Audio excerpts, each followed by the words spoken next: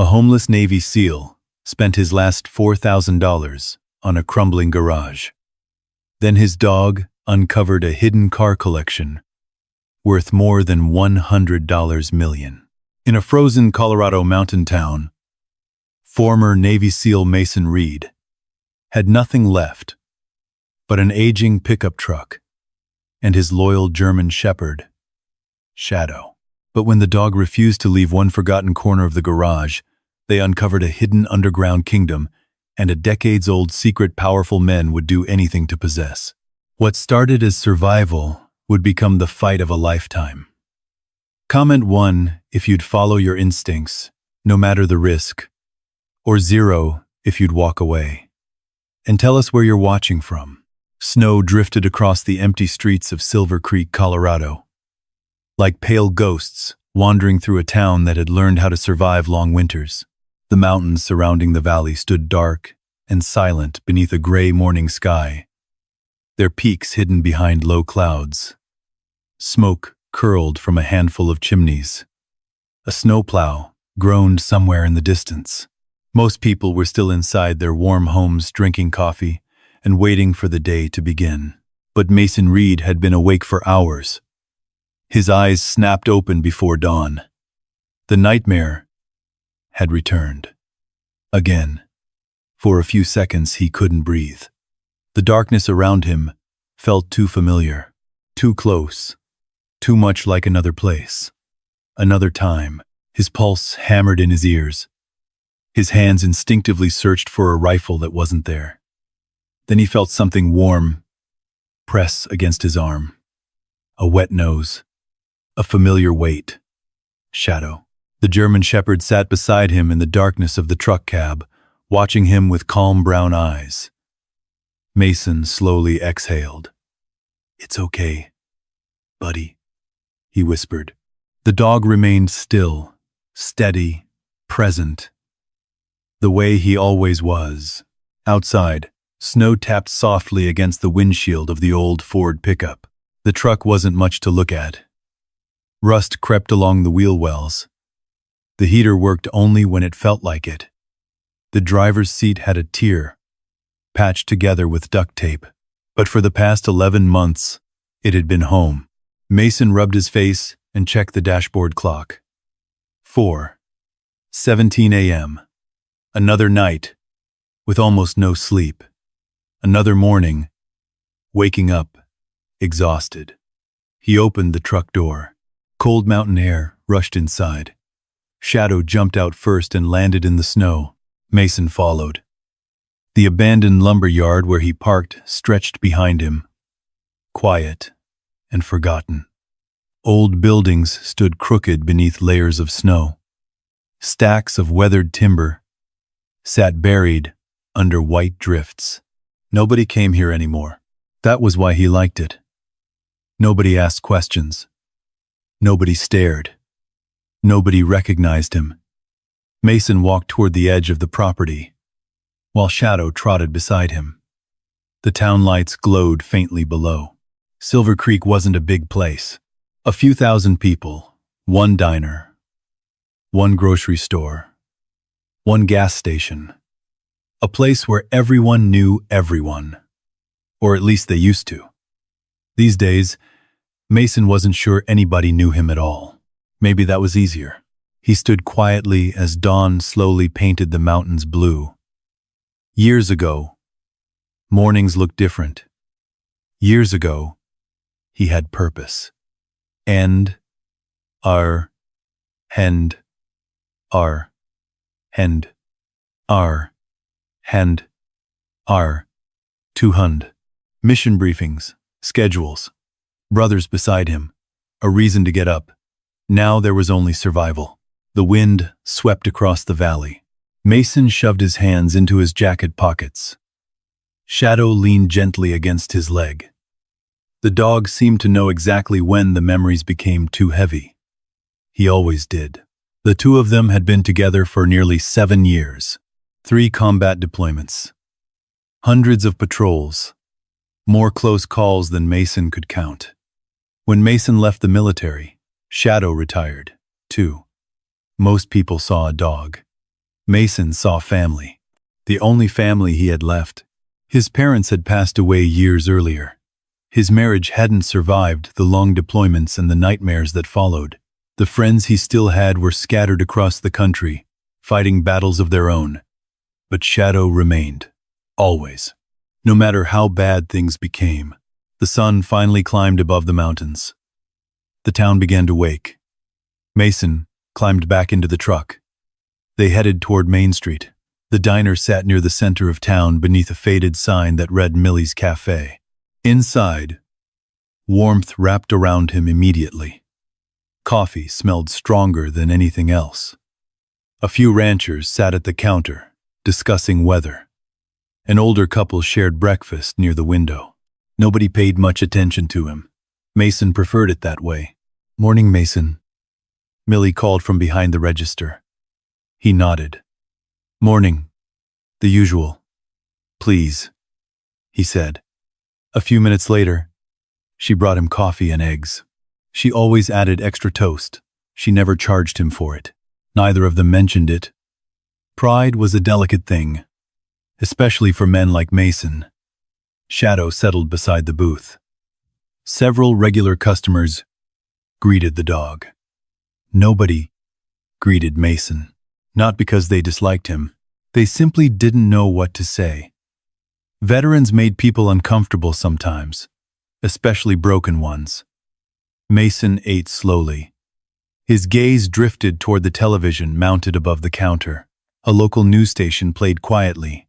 County announcements scrolled along the bottom of the screen. One line caught his attention. County surplus auction. Saturday. Properties available. Mason looked away, then looked back. Something about it lingered in his mind. Later that morning, he walked toward the county administration building. Snow crunched beneath his boots. Shadow moved beside him. The bulletin board near the entrance displayed auction notices. Most were old storage lots, unused land, vacant structures. Then Mason saw it. One photograph. A neglected garage. The building stood alone against a backdrop of pine-covered hills. The caption read, "Property number 17, Black Pine Road, former automotive repair facility. As-is condition. County minimum bid, $4,000. Land, structure, fixtures, and abandoned contents included." Mason stared at the image. Something about it felt familiar. Not the building itself. The feeling. A place abandoned by everyone else. A place people had written off. He understood that feeling. The garage looked weather-beaten, forgotten, still standing anyway. A county employee approached. "You interested in that one?" Mason glanced up. "Maybe." The man shrugged. "Nobody else is." "Why?" "Too remote." "Needs work." "Probably more trouble than it's worth." Mason nodded. The employee chuckled. "Honestly, it'll probably sit empty another 10 years.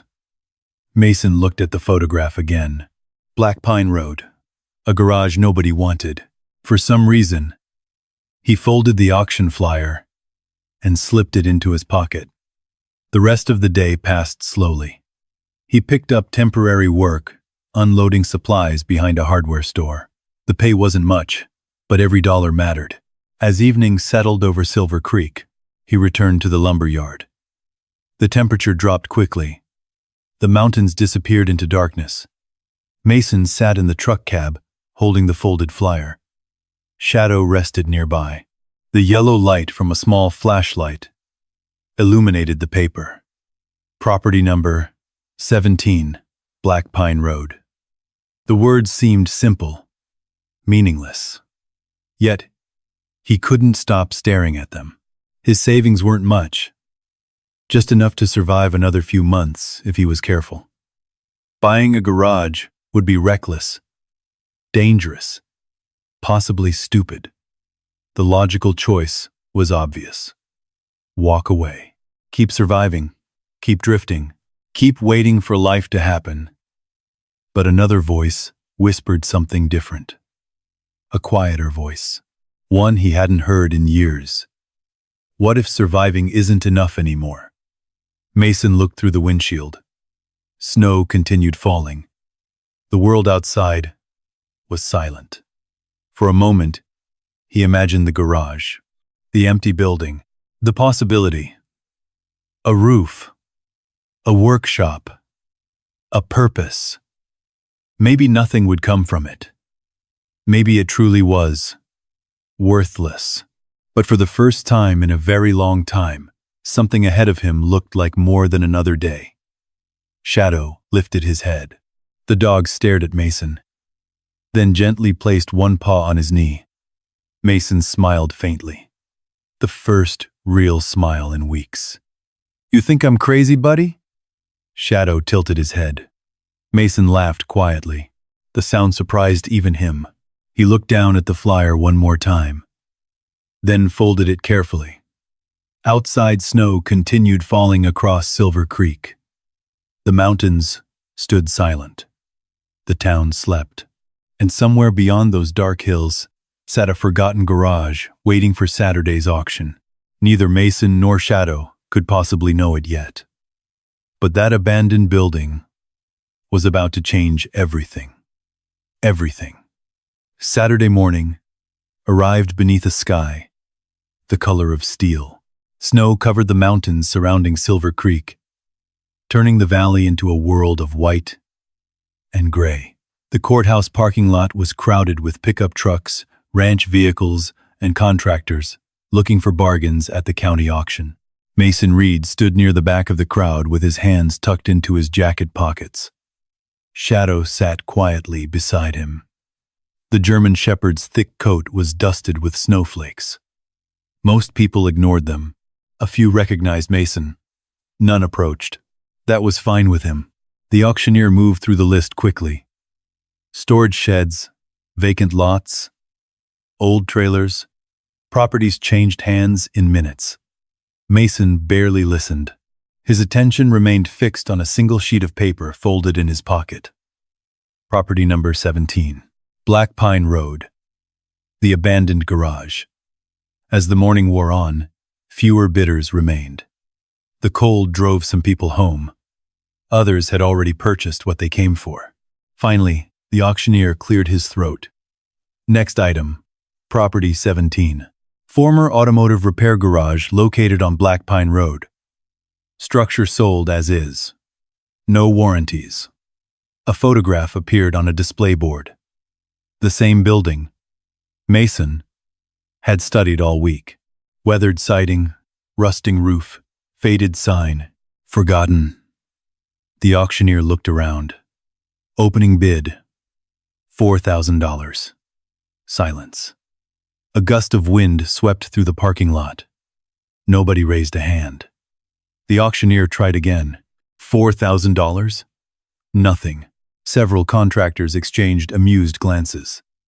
One man laughed quietly. That place should be bulldozed. A few others nodded. The auctioneer sighed. Any bid at all? Mason felt his pulse quicken. His savings account held almost everything he had left. Years ago, risking money had been easy. Now, every dollar carried weight. Every dollar represented meals, gasoline, survival. He looked down at Shadow. The dog sat calmly beside him, watching, waiting. For some reason, Mason suddenly remembered something his old team leader used to say. Sometimes the biggest risk is standing still. Before he could second-guess himself, Mason raised his hand. I'll bid. The crowd turned. The auctioneer pointed. I have a bid. Again. Silence. No competing offers came. Nobody wanted the garage. 30 seconds later, the auctioneer struck the gavel. Sold. Just like that. The building belonged to Mason Reed, a homeless veteran living in a truck. The thought felt ridiculous, and yet strangely hopeful. For the first time in years, he owned something, even if everyone else considered it worthless. By early afternoon, Mason and Shadow were driving north along Black Pine Road. The road wound through dense pine forests and rocky hillsides, Snow-covered branches hung over the pavement. The farther they traveled, the more isolated the landscape became. Eventually, the garage appeared through the trees. Mason slowed the truck. The building sat alone in a clearing near the base of a mountain ridge. A chain-link fence surrounded part of the property. Most of it had collapsed years ago. Tall weeds poked through snowdrifts. The faded sign above the entrance barely remained readable: Black Pine Auto Repair. The final letters had nearly disappeared. Mason parked. For several moments, he simply stared. The garage looked even worse in person. One of the front windows was broken. Paint peeled from the walls. The large bay doors sagged slightly on their tracks. Yet something about the place felt solid, stubborn, like it refused to fall apart, despite years of neglect. A little like him. Shadow jumped from the truck first. The dog immediately began exploring. Mason grabbed the keys and approached the entrance. The lock resisted at first, then finally clicked open. The door creaked loudly as he pushed it inward. Cold air drifted from the darkness inside. Dust floated through narrow beams of sunlight. The interior looked frozen in time. Old tool cabinets lined the walls. Workbenches stood exactly where mechanics had left them decades earlier. Shelves contained rusted parts, empty oil containers, and faded manuals. A calendar hung near an office door. The year printed across the top read 1998. Mason slowly walked deeper inside.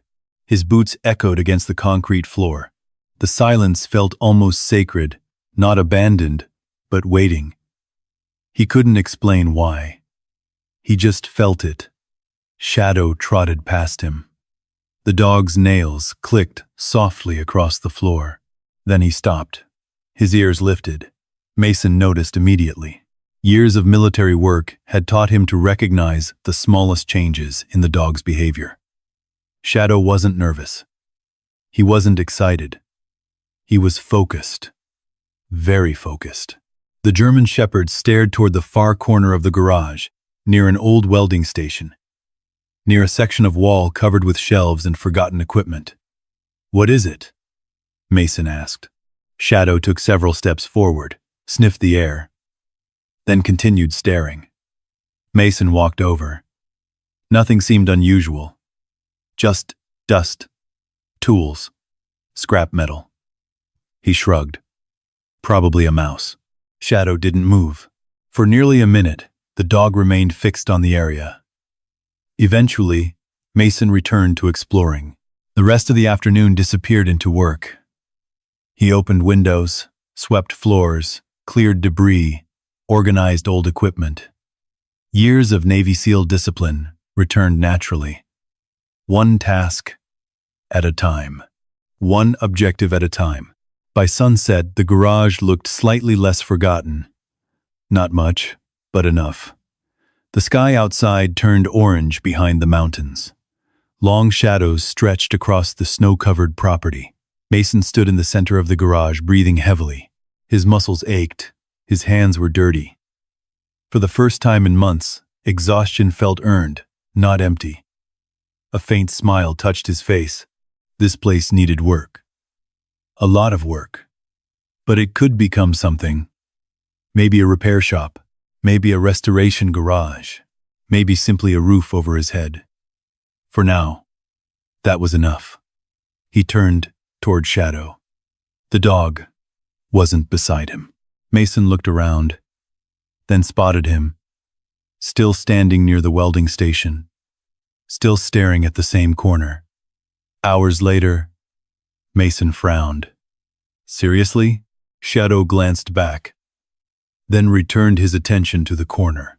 The behavior was unusual, very unusual. Military working dogs didn't obsess over nothing. Mason walked over again. This time he studied the area more carefully. The shelves appeared old. The wall looked normal. The concrete floor showed decades of stains and wear. Nothing jumped out at him. Nothing except Shadow's persistence. The dog finally approached the corner, lowered his nose, sniffed slowly, then sat down, as if he had made a decision. Mason crossed his arms.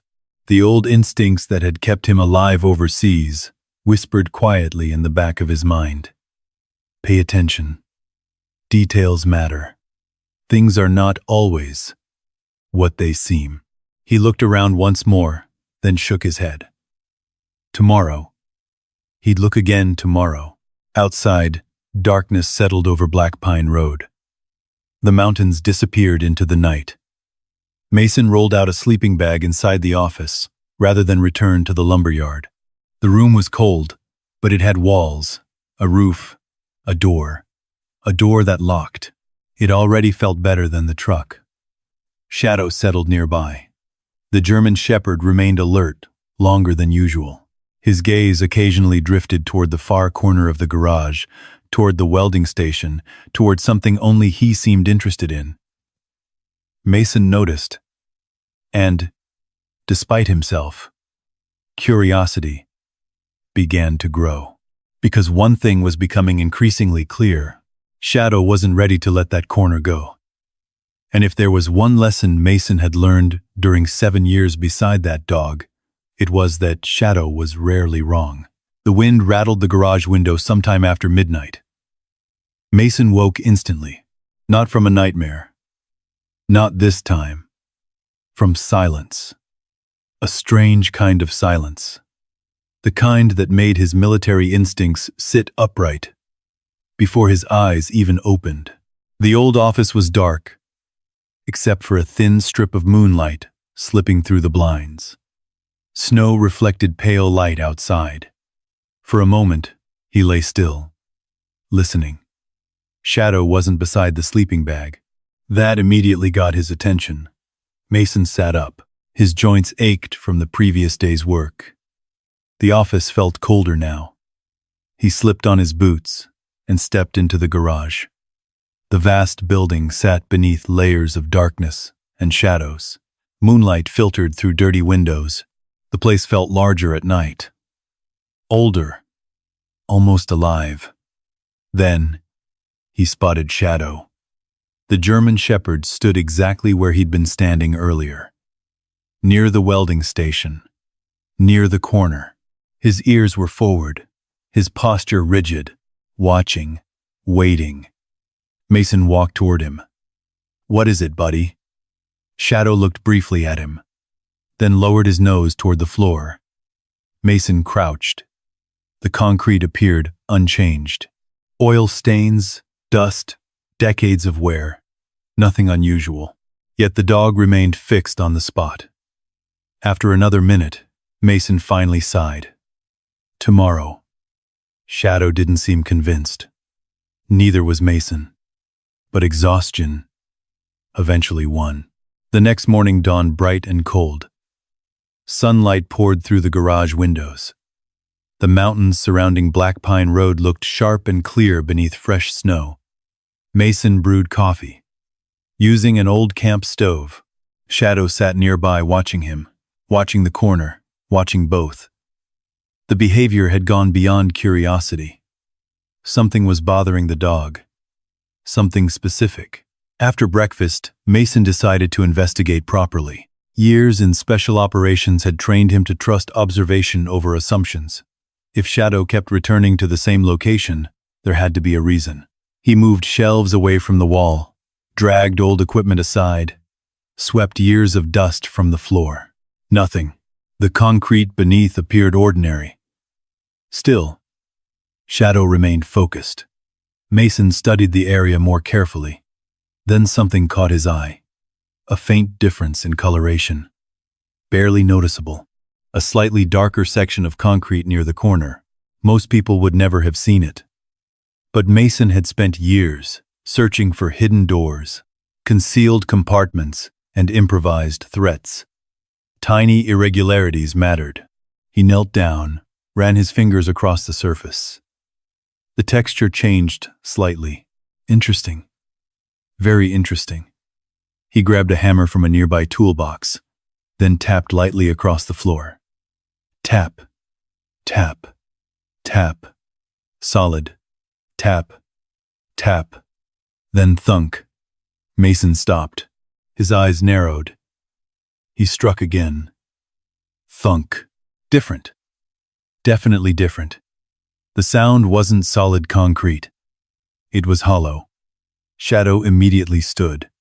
His tail lifted. Mason felt a chill run through him. The kind of chill that had nothing to do with weather. Now he knew. The dog wasn't imagining anything. Something existed beneath the floor. The question was, what? For the next several hours, Mason worked methodically. He cleared every object from the area, measured distances, examined seams, checked the walls. Eventually, he discovered something almost invisible. A narrow metal edge buried beneath decades of grime. His pulse quickened. The shape formed a rectangle. Large. Very large. A concealed hatch. "What the hell is this place?" he whispered. Shadow sat beside him, watching. Almost as if he had been waiting for Mason to catch up. The hatch appeared locked from below. Years of dust and corrosion had sealed it tightly. Mason spent the afternoon searching the garage for clues. Inside old tool cabinets, storage lockers, office drawers. Most contained nothing useful. Then he found an aging blueprint tube hidden behind a filing cabinet. Inside were faded construction drawings. Many pages were unreadable, others had water damage. But one detail stood out. The original garage plans didn't match the existing building. A section was missing. An entire area beneath the structure wasn't shown, almost as if someone had deliberately removed it. Mason stared at the documents. Questions multiplied. Who built this place? Why hide part of the structure? What was underneath? As afternoon sunlight faded, snow began falling again. The garage grew darker. Shadow remained beside the hatch, never wandering far, never losing interest. Mason returned to the office and spread the blueprints across a desk. His eyes moved over faded lines and handwritten notes. Then one notation caught his attention: storage access. The remaining text had been smudged away. Storage access to what?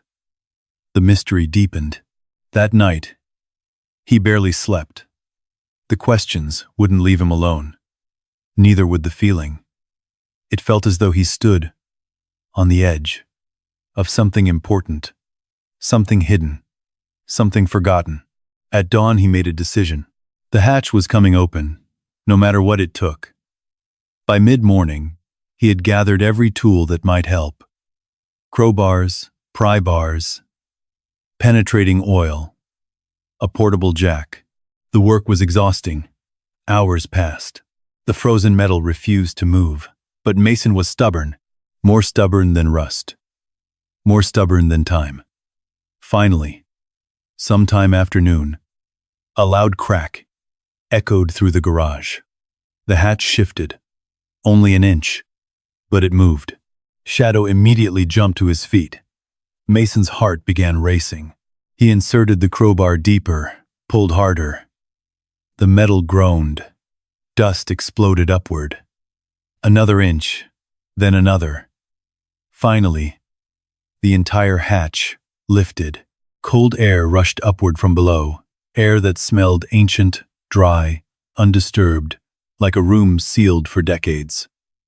Mason stepped back.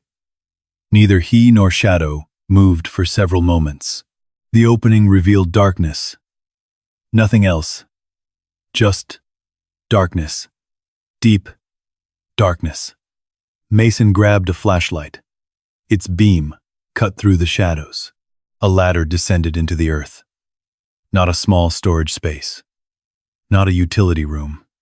A real descent. Far deeper than any ordinary garage basement. The flashlight beam vanished into blackness. Mason slowly exhaled. The mountain seemed silent outside. Even the wind had stopped. As if the entire world were waiting. Shadow approached the opening first. The dog peered downward, then looked back at Mason. Ready? Mason smiled faintly. You found it, didn't you? Shadow's tail moved once. The former seal shined the light downward again. Questions flooded his mind. Who built this? Why hide it?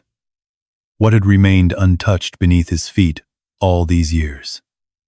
He had purchased a forgotten garage. Now he stood above a secret, buried beneath a Colorado mountainside. And every instinct he possessed told him that once he climbed down that ladder, nothing in his life would ever be the same again. The darkness below waited, silent, patient, keeping secrets that had survived for decades. And somewhere inside those shadows lay the answer to why Shadow refused to stop searching. Mason stood motionless at the edge of the open hatch. Cold air drifted upward from the darkness below.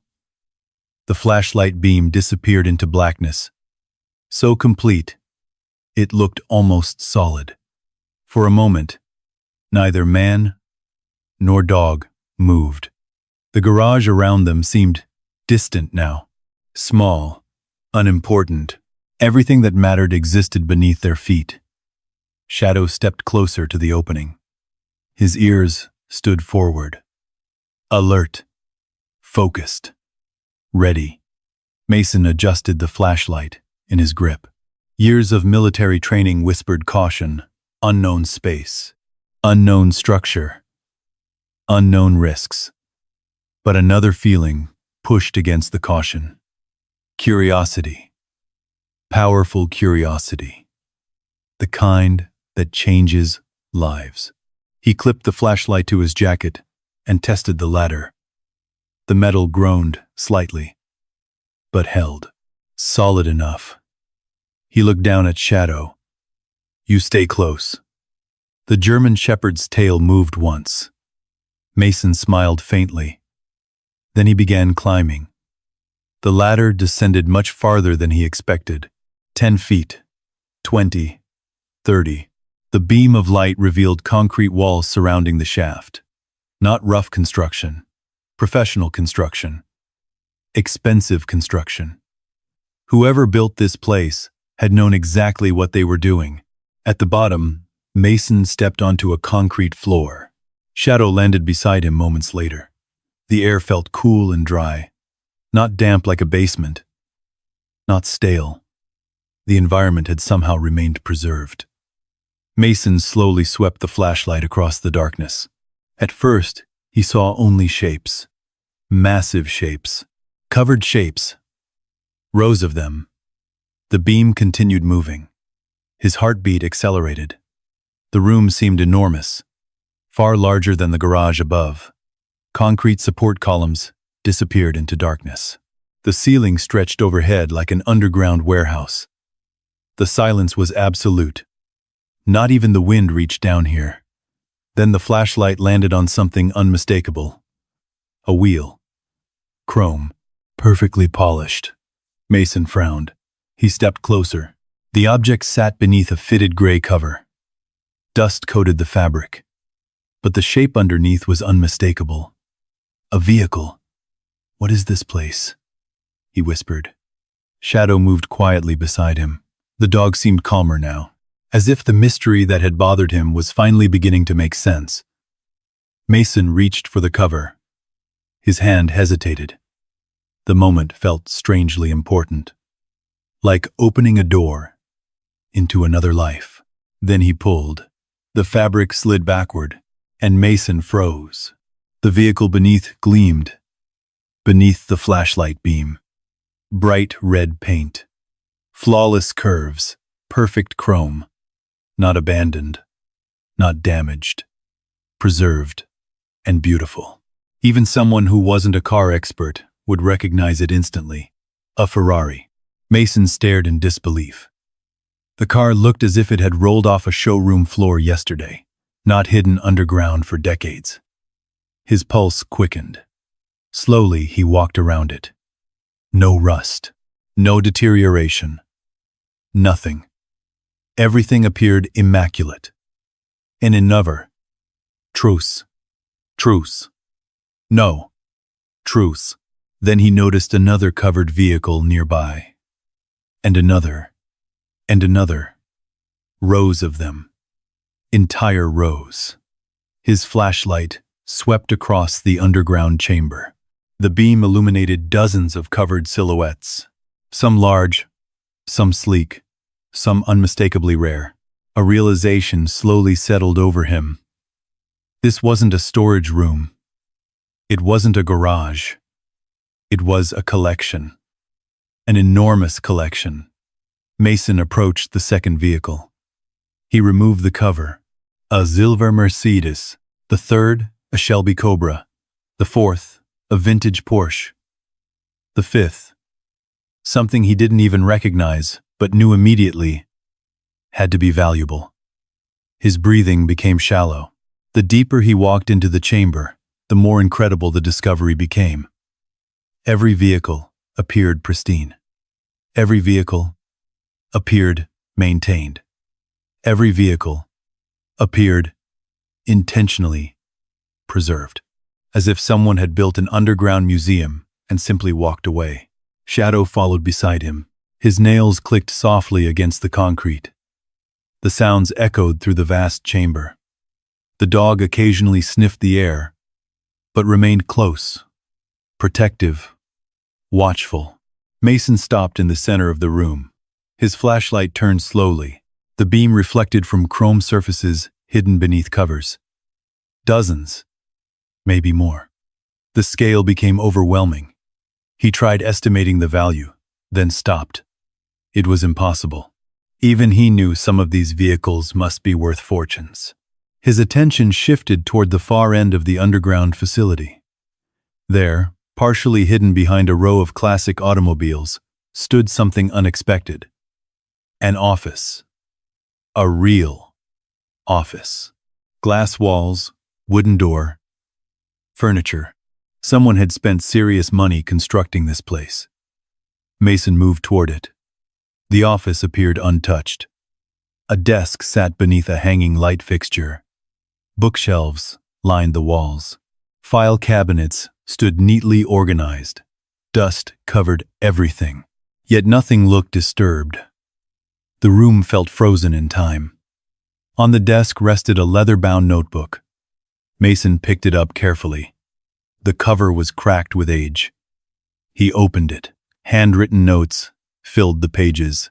Precise handwriting. Detailed records. Dates. Vehicle descriptions.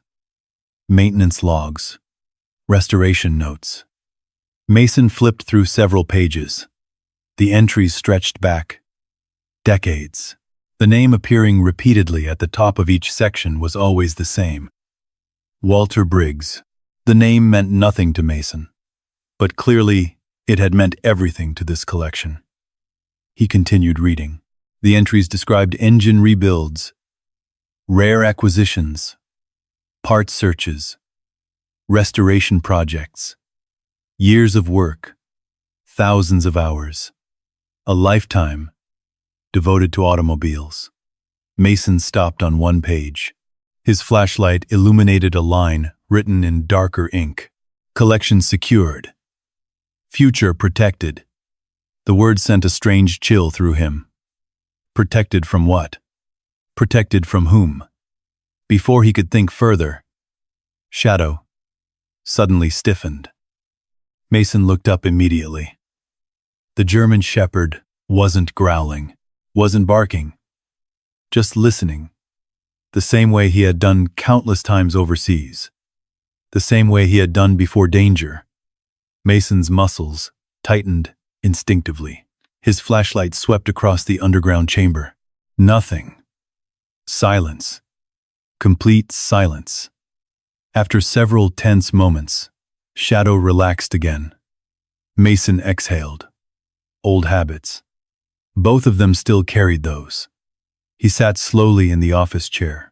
The reality of everything finally began settling in.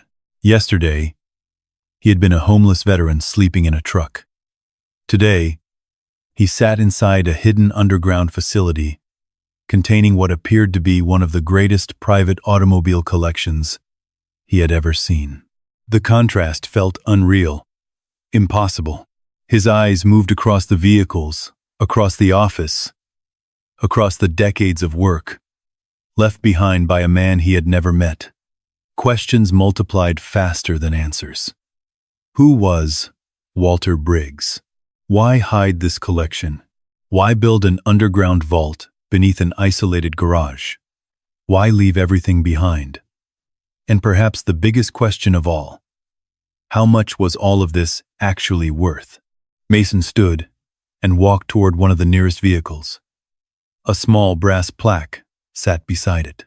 He brushed away dust. The inscription became visible: 1,963. Ferrari. 250 GTO. Estimated value: $48 million. Mason stared, then read it again. $48 million for one car. One. His heartbeat thundered. Slowly, he looked around the chamber, at the rows of vehicles, at the dozens of plaques, at the impossible collection surrounding him. A realization hit him with the force of a physical blow. The underground vault wasn't worth millions. It was worth far more. Far more. The poorest man in Silver Creek stood in the middle of a hidden kingdom, buried beneath a mountain. A kingdom worth more than $100 million. And suddenly, Mason understood something else. Discoveries like this never stay secret forever. Sooner or later, someone would come looking. The thought followed Mason Reed all the way back up the ladder. By the time he emerged into the garage, evening shadows had begun stretching across the snow-covered valley outside. The world looked exactly the same. The mountains remained silent. The wind drifted through the pine trees. The garage stood where it always had. Yet everything felt different.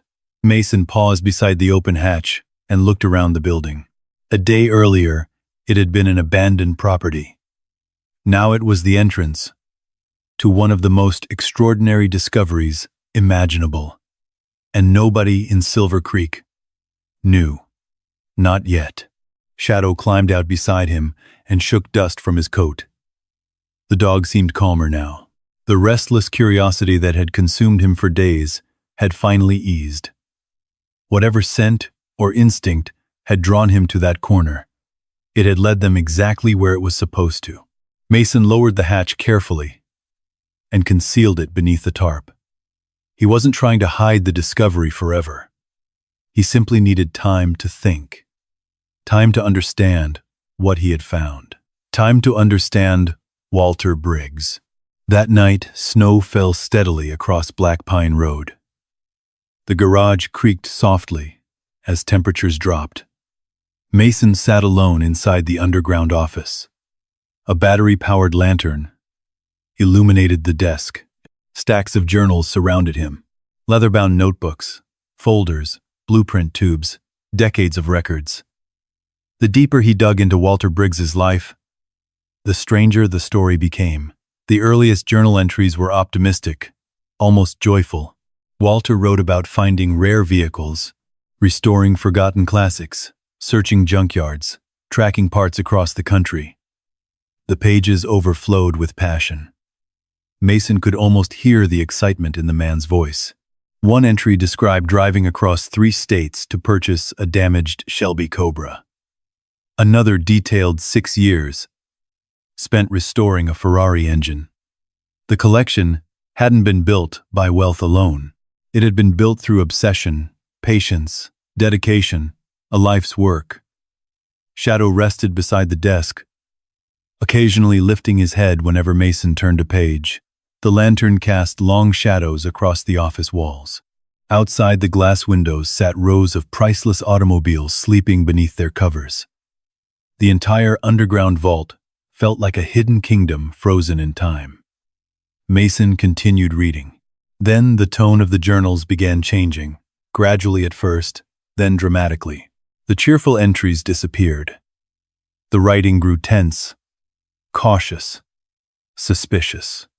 Walter began mentioning visitors, businessmen, investors, developers, people interested in buying the collection. At first he seemed flattered, then increasingly uncomfortable. One entry made Mason pause. People see value. They do not see meaning. The words felt important. Mason turned the page. Another entry. Another warning. The collection must remain hidden. There are people who would destroy it for profit. A chill moved through him. The journals no longer sounded like the writings of a collector. They sounded like the writings of a man preparing for something. Someone. The deeper Mason read, the more troubled Walter appeared. Entire pages focused on secrecy, security, trust, betrayal. Then one name appeared repeatedly. Not fully. Only initials. R.V. Mason frowned. The initials surfaced again and again. Meetings with R.V. Arguments with R.V. Disagreements over ownership. Threats. The entries never explained who the person was. Only that Walter no longer trusted him. Shadow suddenly raised his head. Mason instinctively looked up. The dog listened quietly. A habit formed from years of working together. After a moment, Shadow relaxed again. The garage remained silent. Snow tapped gently against distant windows. Mason returned to the journals. Hours passed. The deeper he traveled into Walter's story, the more he felt as though he knew the man. Walter Briggs wasn't merely preserving cars. He believed he was preserving history. One journal described every vehicle as a chapter in America's story. Another described restoration work as a way of honoring the people who built them. The collection wasn't about money. It was about legacy. And somebody wanted it badly. Near midnight, Mason discovered a smaller notebook hidden inside a desk drawer. Unlike the others, this one contained no restoration notes, no technical records, only personal entries. The handwriting appeared shakier, older, more tired. Mason opened the first page. If you're reading this, then I've likely been gone for some time. His heartbeat quickened. The message felt direct, personal, as though Walter had somehow known another person would eventually sit at this desk. Mason kept reading. I've spent 40 years building this collection, not because I wanted wealth, but because I feared what would happen if these machines disappeared forever. The next pages revealed more. Walter never married, never had children. The collection had become his family, his purpose, his life's mission. Then came the part that changed everything. R.V. says, I'm foolish for hiding it. He believes money should decide its future. He believes everything has a price. I disagree. Mason leaned back slowly. Again, the initials, R.V. Again, the warning. Again, the conflict. Who was R.V.? The answer remained frustratingly out of reach. Several pages later, Walter's tone became darker, more urgent. I made a mistake, trusting him. Now he believes the collection belongs to him. He doesn't understand. It never will. A cold sensation settled in Mason's stomach. Whatever had happened between Walter and R.V., it clearly hadn't ended well. The final pages became increasingly fragmented. Sentences cut short. Ideas abandoned. The handwriting deteriorated. One entry contained only a single line. If anything happens to me, the collection must survive. Another. The future matters more than ownership. Then finally, the last complete entry. Mason read it twice, then a third time. I fear they will come sooner than expected. If they find this place, they will sell everything. The history, the craftsmanship, the story, gone. All of it. If you are reading this, protect it. Please. The entry ended there. No signature, no date, nothing else. The remaining pages were blank. Mason stared at them for a long time. The silence felt heavier now. Walter Briggs no longer seemed like a mysterious collector. He felt human. A lonely man who had spent decades protecting something he loved. A man who had become increasingly frightened near the end of his life. A man who apparently believed danger was coming. Mason closed the notebook.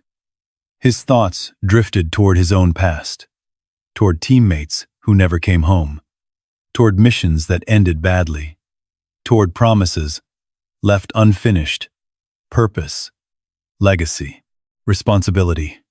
Those words meant something to him, more than money ever could. Shadow rose and approached the office window. The dog stared into the darkness beyond the rows of cars. Watching, listening, waiting. Mason followed his gaze. The vast underground chamber stretched into shadows. Hundreds of millions of dollars in history surrounded them. Yet, the collection itself no longer felt like the biggest mystery. Walter Briggs was the mystery. Who was RV? Why had Walter become so afraid? And most importantly, what exactly had happened to him? As Mason stood there, another realization slowly formed. Discovering the collection was only the beginning. The real story was just starting. And somewhere in Silver Creek, or perhaps far beyond it, the answers were still waiting. The next morning dawned bright and cold. Fresh snow sparkled across the valley like scattered diamonds beneath the Colorado sun. For most people in Silver Creek, it was simply another winter morning. For Mason Reed, it felt like the beginning of something dangerous. He stood outside the garage, holding a steaming cup of coffee. Shadow sat nearby, watching the tree line. The German Shepherd seemed unusually alert. More alert than usual. Mason had noticed it since discovering the underground vault. Almost as though Shadow understood what existed beneath them. As though the dog knew the secret needed protecting. Mason looked toward the mountains. The discovery still felt unreal. Part of him wondered if he had imagined it. Then he remembered the rows of cars, the journals, Walter Briggs, the hidden kingdom beneath his feet. No. It was real. Every bit of it. The problem was figuring out what came next. He couldn't simply pretend the collection didn't exist. At the same time, announcing it to the world felt reckless. He needed answers, legal answers, practical answers, questions about ownership, taxes, inheritance laws, property rights, questions far beyond his experience. Later that afternoon, he drove into town. The old pickup rattled down Main Street while snow melted from rooftops beneath bright sunlight. Silver Creek looked different than it had weeks ago. Not because the town had changed, but because he had. Every passing building seemed connected to a future he hadn't imagined before. A future that might finally be larger than survival. Shadow occupied the passenger seat. His head rested near the window. People smiled when they saw the dog. Children pointed. A few waved. The German Shepherd had become something of a local celebrity. Mason parked near the county records office. The building stood beside the courthouse. A simple brick structure, with a flag fluttering overhead. Inside, the warmth smelled faintly of paper and coffee. He spent nearly 2 hours researching property records. Walter Briggs's name appeared repeatedly. Garage permits, land transfers, tax documents, maintenance filings. The records stretched back decades, but they revealed surprisingly little. After Walter's death, years of unpaid taxes had eventually returned the property to the county. Walter had lived quietly, worked alone, and avoided attention, the perfect man to hide a secret. One elderly clerk eventually approached. "You? Looking into Briggs?" Mason glanced up. "Maybe." The woman smiled. "Haven't heard that name in years." "You knew him?" "Everybody knew him." She leaned against the counter. Strange man. Brilliant mechanic. Kept to himself. What happened to him? The woman's expression softened. He passed away nearly 15 years ago. Mason frowned. No family? She shook her head. None that anyone knew about. Interesting. Very interesting. The woman hesitated, then added something unexpected. Although there was one man always hanging around near the end. Mason immediately paid attention. Who? The clerk thought for a moment. Developer from Denver, I think. Name? Her eyes narrowed as she searched her memory. Then she snapped her fingers. Vance. Mason felt a small chill. Vance. The initials from the journals surfaced instantly. R.V. Russell Vance. Could it really be that simple? The woman nodded. Russell Vance. That's it. Mason thanked her and left. Outside, cold wind swept through town. His thoughts raced. The coincidence felt too strong, too precise. Walter's journals repeatedly mentioned someone identified only by the initials R. V. Now the records connected Walter Briggs to a man named Russell Vance. A man who still lived. A man who apparently remained wealthy and influential. The puzzle pieces were beginning to align. Unfortunately, the answers arrived much sooner than Mason expected. Because when he returned to Black Pine Road that evening, he found a black luxury SUV parked outside the garage. Mason immediately slowed the truck. His instincts activated. Shadow noticed it too. The dog sat upright instantly. Focused, alert, watching. A tall man stood near the garage entrance. Expensive overcoat, silver hair, confident posture, the kind of confidence money often creates. As Mason parked, the man smiled warmly. Too warmly. Mr. Reed? Mason stepped from the truck. Who's asking? The man extended a hand. Russell Vance. The name hit like a warning bell. Mason shook his hand carefully. The grip felt practiced. Polished. Calculated. Not sincere. Can I help you? Mason asked. Vance smiled again. I hear you've purchased quite an interesting property. Mason remained silent. Years of military experience taught him the value of silence. People often revealed more when allowed to keep talking.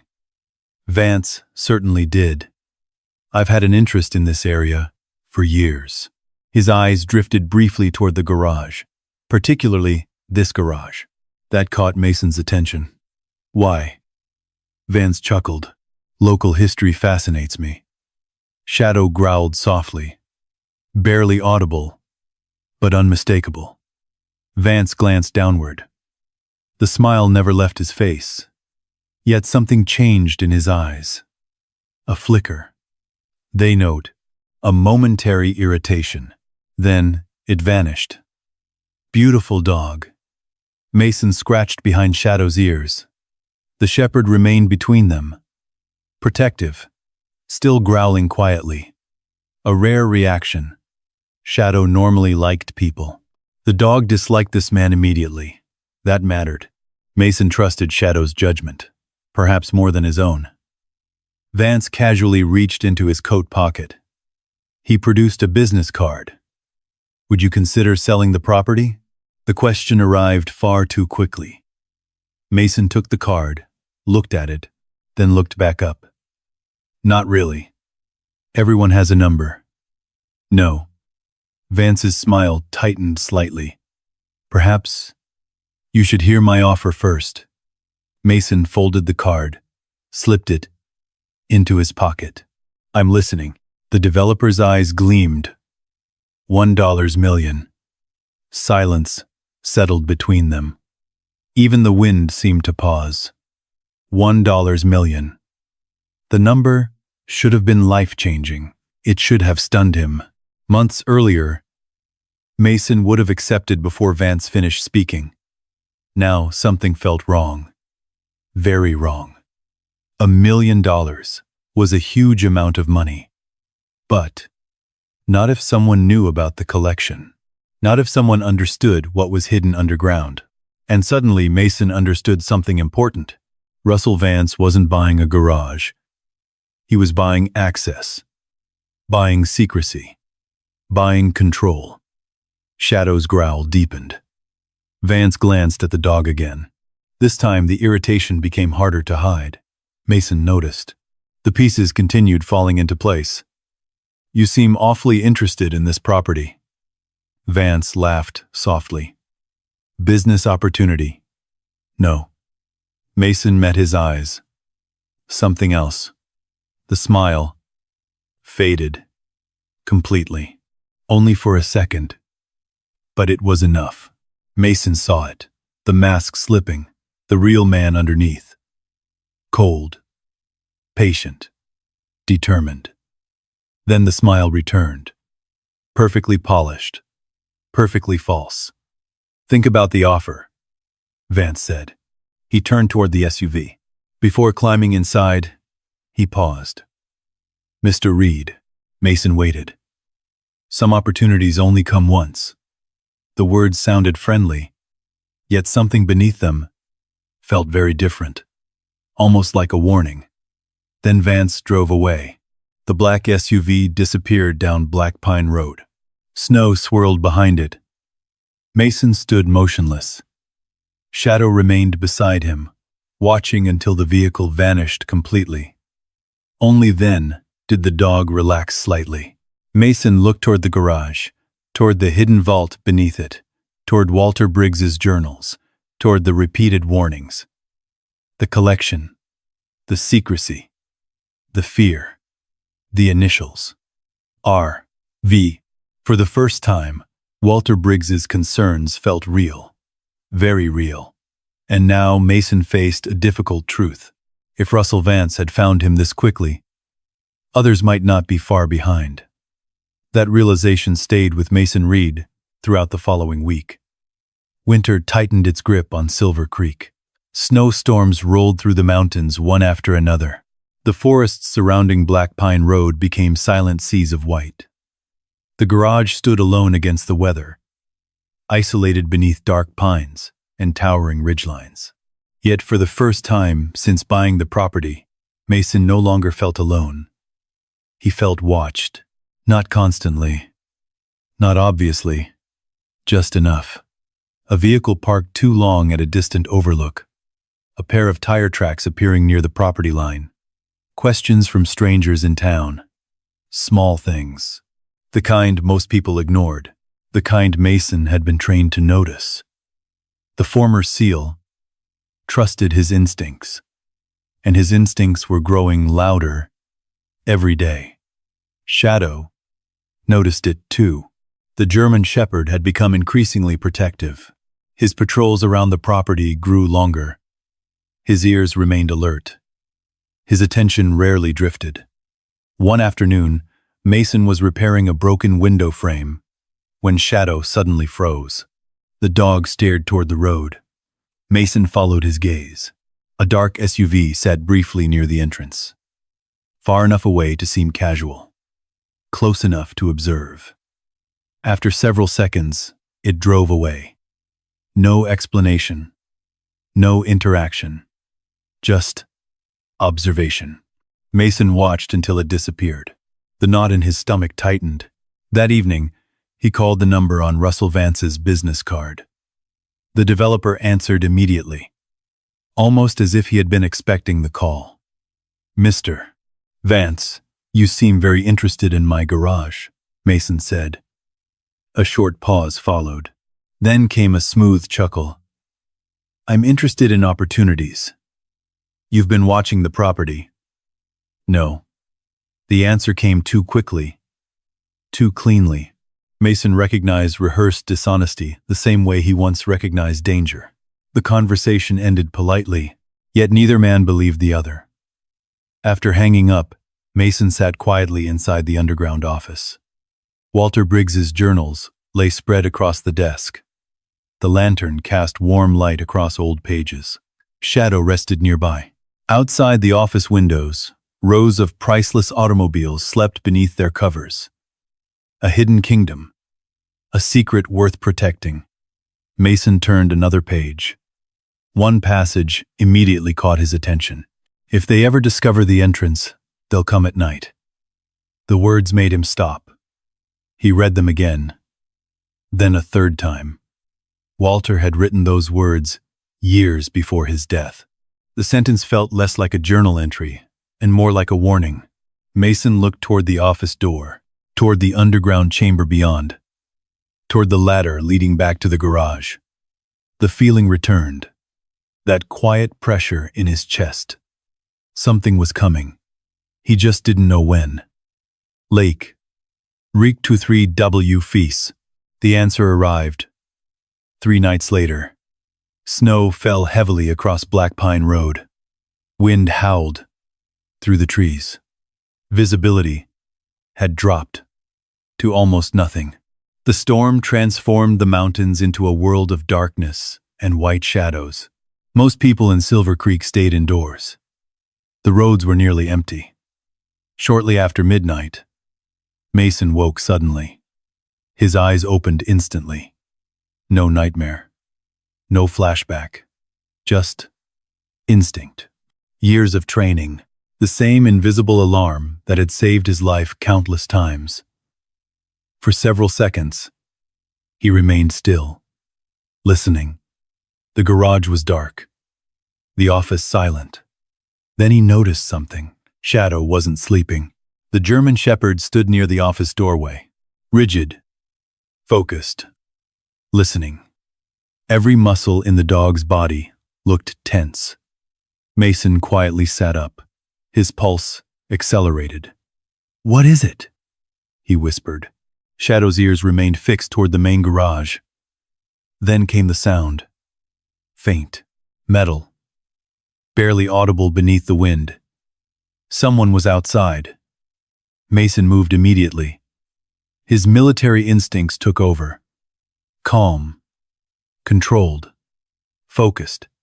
He switched off the lantern. Darkness swallowed the office. Then he quietly climbed toward the garage above. Shadow remained directly beside him. The storm masked many sounds, but not all. Once inside the garage, Mason heard it again. A metallic clink near the side entrance. Someone was attempting to force the door. His heart pounded, not from fear, but from certainty. Walter had been right. Someone had come. Another sound. The lock gave way. The side door opened. Cold air rushed inside. Mason remained hidden behind old shelving. Shadow crouched silently beside him. The dog didn't bark, didn't move, waiting for a command. 3 figures entered the garage. Heavy coats, flashlights, gloved hands, not random thieves. They moved with purpose. One flashlight swept across the room. Another studied the floor. The third man walked directly toward the welding station, toward the hidden hatch. Mason felt ice run through his veins. They knew exactly where to look. The men exchanged quiet words, then began moving equipment, searching, working. The hidden entrance would eventually be discovered. The realization hit hard. This wasn't about theft anymore. Someone had already learned enough to find the vault. Shadow looked at Mason, waiting. The former SEAL made a decision. He stepped forward. "Looking for something?" The flashlights swung instantly. The intruders froze. For a moment, nobody moved. Then one man cursed. The situation exploded into motion. The intruders rushed toward the side exit, not wanting confrontation, wanting escape. But in their panic, one of them shoved over a heavy steel cabinet. The cabinet crashed toward Mason. Shadow reacted before anyone else. The German Shepherd launched forward. The impact changed direction. The cabinet struck the floor beside Mason, instead of directly on him. The crash echoed through the garage. One of the fleeing men stumbled. Another dropped a flashlight. Within seconds, all 3 disappeared into the storm. Their vehicle roared to life somewhere beyond the trees. then vanished. Silence returned. Only the wind remained. Mason's breathing slowly steadied. The danger had passed. Then he noticed Shadow. The dog wasn't beside him. A sharp whine broke the silence. Mason turned. His heart dropped. Shadow stood several feet away, favoring one front leg. Blood stained the fur near his shoulder. Not severe, but unmistakable. The cabinet had clipped him during the impact. The dog had taken the blow while protecting his owner. No. Mason crossed the room immediately. Shadow tried to stand normally. Tried to pretend everything was fine. The same stubborn courage Mason had seen during deployments. The same loyalty that never wavered. Mason knelt beside him. His hands shook slightly. The sight hit harder than he expected. Harder than discovering the collection. Harder than confronting intruders. Harder than any threat. Because for years, Shadow had been the one constant in a life full of loss. The dog had survived combat, survived retirement, survived homelessness, survived every dark chapter beside him. And now he was hurt because of this secret, because of this collection, because someone wanted what lay hidden beneath the garage. Mason gently rested a hand on the dog's neck. "It's okay, buddy." But the words felt hollow, because deep down, he knew something had changed. This was no longer a mystery, no longer a treasure hunt, no longer an incredible discovery. It was a fight. And whoever wanted Walter Briggs's hidden kingdom had just proven how far they were willing to go to get it. Snow continued falling through the remainder of the night. The storm wrapped Black Pine Road in darkness and silence. Inside the garage, Mason Reed knelt beside Shadow. The German shepherd stood stubbornly, despite the pain. Blood stained the fur along his shoulder.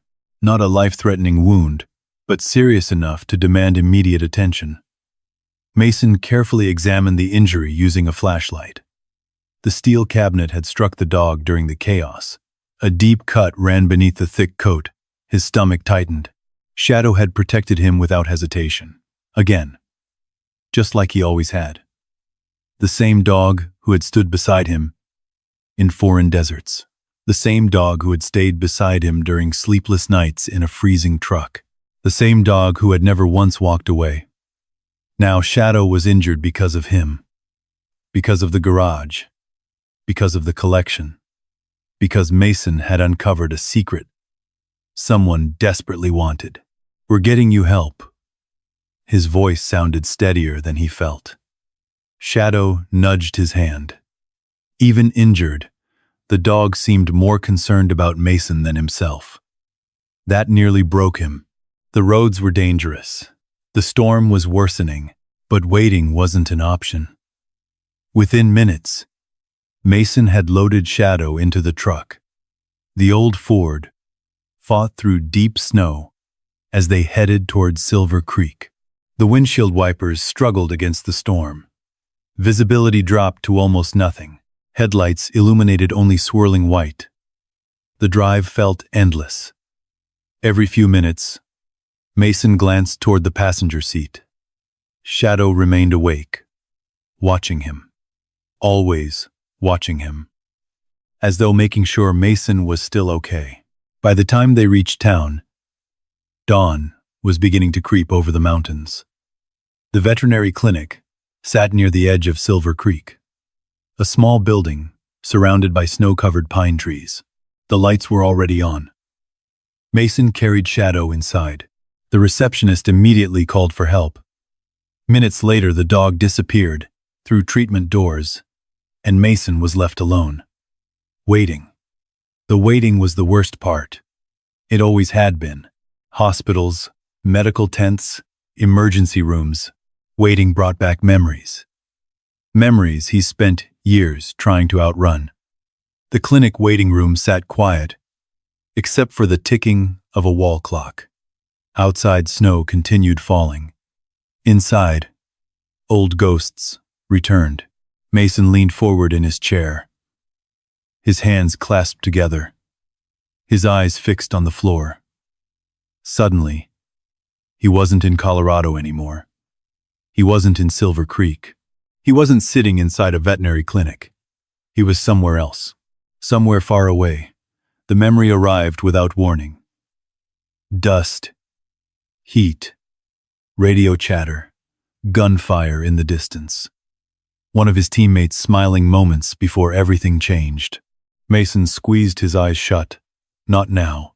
But PTSD didn't ask permission. The memory continued. Faces, voices, names, men who never made it home. Men he still carried with him every day. The familiar guilt settled over him. Heavy, unwelcome, persistent. Why them? Why not me? The question had haunted him for years. The answer never came. A gentle voice interrupted the spiral. "Mr. Reed?" Mason looked up.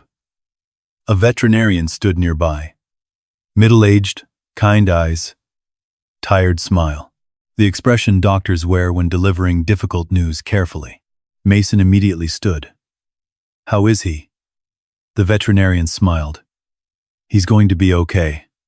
Relief hit so hard, Mason nearly lost his balance. His knees weakened. The room suddenly felt brighter, warmer. Breath returned to his lungs. The doctor continued. "The injury looks worse than it is. He needed stitches.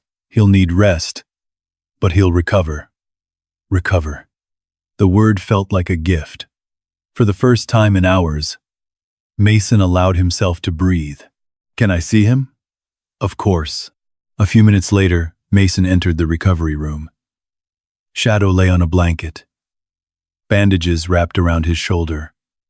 The dog's eyes immediately opened. His tail thumped weakly against the floor. Mason knelt beside him. The German Shepherd lifted his head. The sight finally shattered something inside him. Not dramatically, not loudly, quietly. The way real heartbreak often happens. He rested his forehead against shadows, and suddenly, all the walls he'd spent years building began to crack. The nightmares, the loneliness, the failures, the months living out of a truck, the teammates he'd buried, the marriage he'd lost, the purpose he'd struggled to find. All of it surfaced at once. For years, Mason had convinced himself he was fine. Not good. Not happy. Just functional. Now, looking at the dog who had risked himself without hesitation, he realized how fragile that illusion truly was. A tear rolled down his cheek. Then another. Shadow simply stayed there. Calm, present. The way he always had. The way he always would. For a long time, neither moved.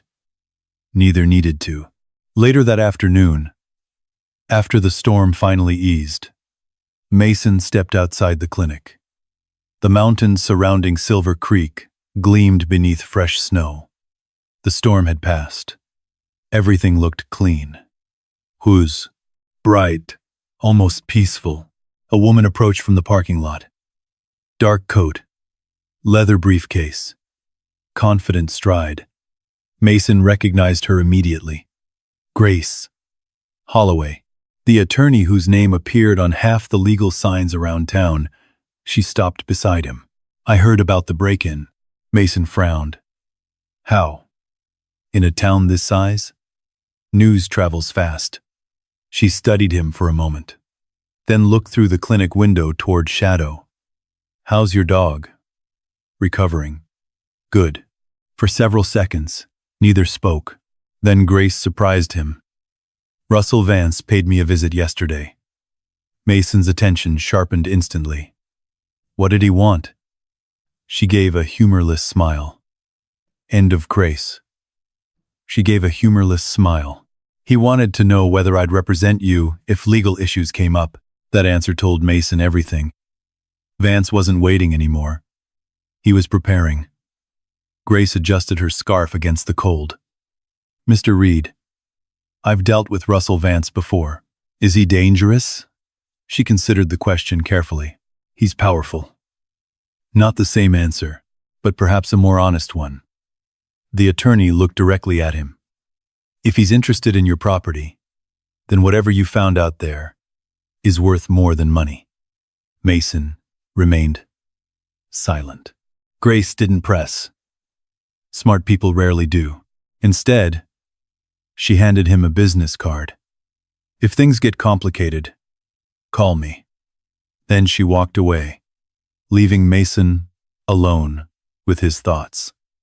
That evening, he returned to the garage. Shadow remained at the clinic overnight for observation. The building felt emptier without him. Too quiet. Too large.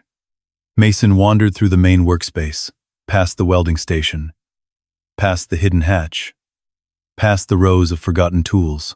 The absence of the dog weighed heavily on him. For years, Shadow had been the one constant in every chapter of his life. Without him, the loneliness returned quickly. Eventually, Mason descended into the underground vault. The hidden kingdom waited exactly as before. Silent, patient, and cruce, and rows of priceless automobiles rested beneath their covers. Walter Briggs's office remained untouched. The journals sat where he had left them. Yet everything felt different now. The collection no longer seemed exciting. It seemed expensive, not in dollars, but in consequences. The hidden treasure had already cost Shadow blood. What would it cost next? Mason sat alone at Walter's desk. The lantern illuminated the final journal. His eyes settled on a sentence he had overlooked before. A sentence written near the end of Walter's life. "The things worth protecting always require sacrifice." Mason stared at the words. Long after the lantern flame stopped flickering. Long after darkness settled around him. Because for the first time he truly understood what Walter Briggs had meant. The things worth protecting always require sacrifice. The sentence stayed with Mason Reed throughout the night. He sat alone inside Walter Briggs's underground office while the lantern burned low. The vast chamber beyond the glass walls remained silent. Rows of priceless automobiles rested beneath their covers like sleeping giants. For weeks, Mason had viewed the collection as a mystery, then as a fortune, then as a target. Now, he was beginning to see it differently, as a responsibility. By dawn, he finally climbed back to the garage. The storm had passed. Fresh sunlight spilled across the mountains surrounding Black Pine Road. The world looked renewed, clean, bright, hopeful. It contrasted sharply with the conflict building beneath the surface. Mason drove into Silver Creek before noon. His first stop was the veterinary clinic. The moment Shadow saw him, the German shepherd's tail began thumping against the floor. The sight immediately lifted a weight from Mason's chest. The bandages remained. The stitches remained. But the dog was healing. That was enough. "You're supposed to be resting," Mason said quietly. Shadow ignored the advice and pushed his head against Mason's chest. The veterinarian laughed softly. "I've treated a lot of dogs," she smiled. "But this one doesn't know how to quit." Mason scratched behind Shadow's ears. "Neither do I." An hour later, Shadow was finally cleared to leave. The veterinarian insisted on limited activity. Shadow disagreed. Strongly. The moment they returned to the garage, the German shepherd resumed his unofficial patrol. Slower than before. More carefully, but determined. Watching him stirred something inside Mason. Purpose. The same purpose he once felt, protecting people beside teammates he trusted. That feeling had been missing for years. Now, It was returning. Late that afternoon, another visitor arrived. A weathered pickup rolled into the property. An older man stepped out. Heavy coat, gray beard, steady eyes. The kind of man who looked comfortable in both silence and storms. Mason recognized him immediately. Deputy Cole Mercer. Retired now, but still one of the most respected men in Silver Creek. The former deputy removed his hat. Heard somebody caused trouble out here. Mason nodded. Word travels fast. Cole smiled. In this town, faster than the internet. The two men sat outside beneath the pale winter sun. Shadow rested nearby. The old deputy listened carefully, while Mason explained everything. City. Not the collection. Not yet. Just the break-in. The suspicious vehicles. Russell Vance. And the growing pressure. Cole remained quiet for a long time.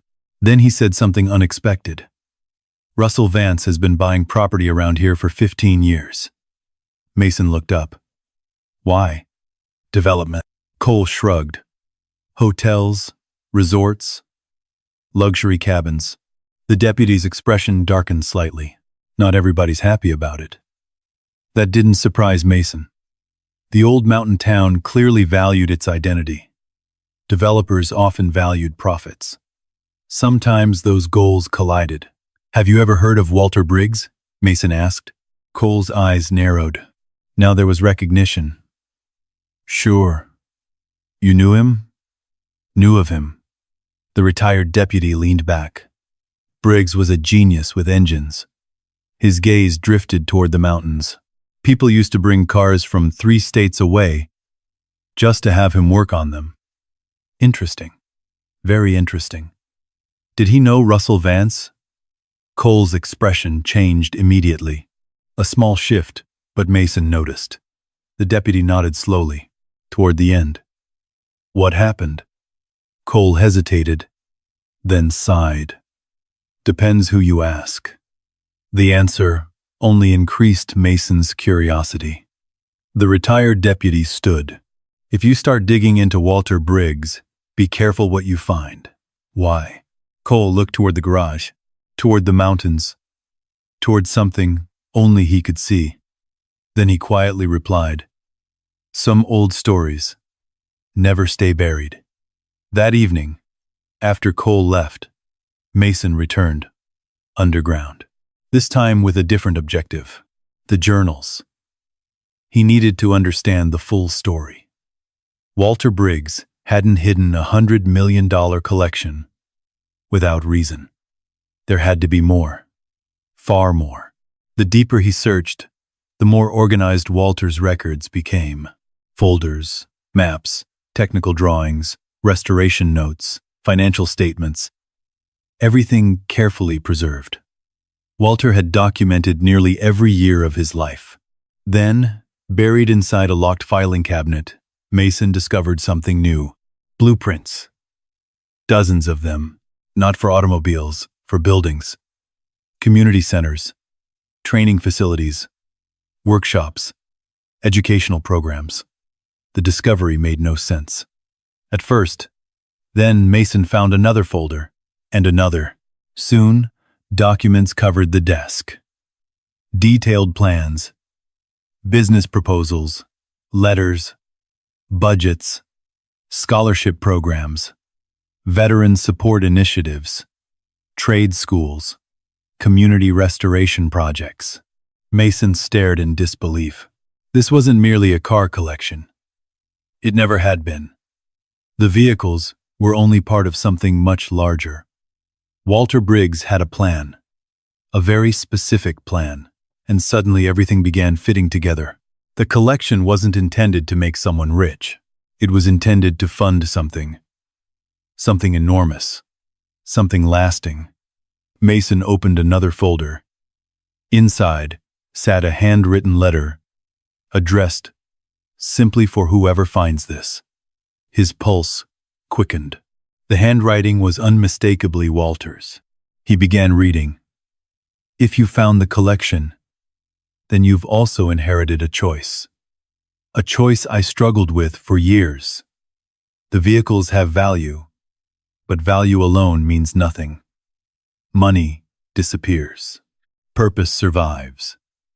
Mason read every word carefully. The letter explained everything. Walter wanted the collection converted into a foundation dedicated to veterans, tradesmen, working families, communities abandoned by industry, communities like Silver Creek, communities forgotten by progress. The automobiles were never meant to sit hidden forever. They were meant to become a future, a second chance, a legacy. Mason slowly lowered the letter. His eyes drifted toward the rows of covered vehicles. Suddenly, the collection looked different. Not like treasure, but like tools. Tools capable of changing lives. Tools capable of creating opportunities. Tools capable of helping people who had been forgotten. People like him. Then he found the final piece. A newspaper clipping tucked inside the folder. Old, yellowed, nearly 30 years old. The headline immediately caught his attention. Local investor group attempts partnership with Briggs Collection Project. A photograph accompanied the article. Several men stood beside Walter Briggs. One face instantly stood out.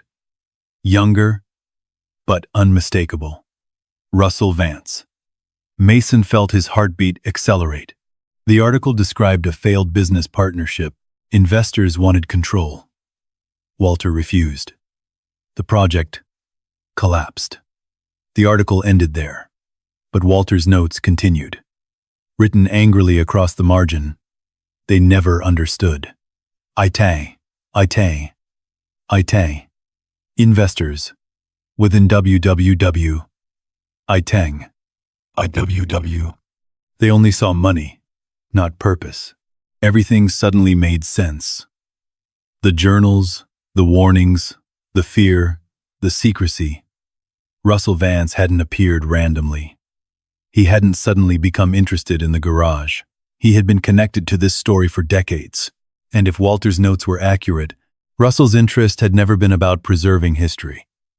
It had always been about controlling it. Mason sat back slowly. The puzzle pieces finally formed a picture. A dangerous picture. A powerful man wanted the collection. Walter Briggs spent years protecting it from him. Now Walter was gone. And Mason stood between Russell Vance and $100 million legacy. Shadow approached quietly.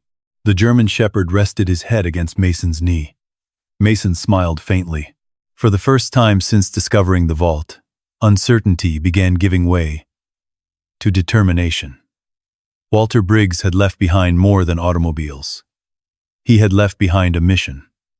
And somewhere deep inside, Mason realized he was no longer trying to decide what to do.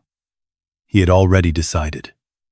The collection would not become another rich man's prize, because it was never meant for one person. It was meant to help thousands. And for the first time since returning home from war, Mason Reed finally had something worth fighting for again. The feeling stayed with him through the following days. The mountains around Silver Creek seemed different somehow, not because they had changed, because he had. For years, Mason had drifted through life without direction. One day blending into the next, survival replacing purpose. Now every morning carried meaning. Every decision mattered. Every step felt connected to something larger than himself. Walter Briggs's vision, the future of the collection, the people it could help, the veterans who might someday find opportunity, because one stubborn mechanic had refused to sell. But purpose rarely arrives without opposition, and Russell Vance wasn't finished. 3 days after discovering Walter's plans, Mason found a legal notice taped to the garage door. The paper fluttered in the winter wind. Formal language, official seals, attorneys' names, property ownership dispute. Mason read it twice. Then a third time. Vance was challenging the transfer of ownership, claiming the garage sale had involved irregularities, questioning the validity of the auction, questioning the chain of title, questioning everything. A black SUV sat parked at the end of the road, while Mason read, watching, always watching. Shadow stood beside him. The German shepherd's ears flattened slightly. The dog clearly recognized the vehicle. Mason crumpled the notice in his hand, then reached for his phone. Grace Holloway answered on the second ring. "Tell me he didn't." "He did." A sigh came through the speaker. "Meet me in town."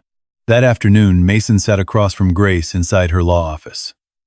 Snow drifted outside the windows. The attorney studied the legal notice carefully. Not surprised. Not worried. Just focused. He doesn't have much. Mason raised an eyebrow. Then why file it? Grace leaned back. Because powerful people understand pressure. She placed the notice on her desk. He doesn't need to win immediately. He just needs to make your life difficult. Mason nodded. That sounded exactly right. The strategy wasn't legal. It was psychological. Delay. Pressure. Expense. Exhaustion. Eventually, most people gave up. Especially people without resources. Especially people like Mason. Grace folded her hands. The problem is, we need stronger evidence. We already have Walter's journals. Good evidence. She nodded. But not enough. What would be enough? Grace thought for a moment. Something definitive. Original ownership documents. Recorded statements. Legal instructions. Anything proving Walter's intentions beyond doubt. Mason immediately thought of the underground office. The hidden files. The locked cabinets. There had to be more. There had to be. That evening, he returned to Black Pine Road, determined to search every inch of Walter Briggs's kingdom. The garage stood silent beneath a pale sunset. Snow reflected gold and orange light across the valley. Shadow moved more comfortably now. The stitches remained, but the dog had recovered much of his strength. The veterinarian would not have approved of what happened next. The German shepherd immediately resumed, investigating the underground vault. Room by room, wall by wall, as if he sensed something remained hidden. Mason spent hours searching. Cabinets, shelves, drawers, storage rooms, the office. Nothing. Midnight arrived. Then 1 a.m. Frustration slowly replaced optimism. Maybe Grace was wrong. Maybe Walter had left nothing else. Maybe the journals were all that remained. Then, Shadow stopped. The dog stood near the rear wall of the underground office. Perfectly still, Mason looked up. The behavior felt familiar, very familiar. It was the same posture, the same focus, the same determination. The exact behavior that had led them to the hatch beneath the garage floor. What is it?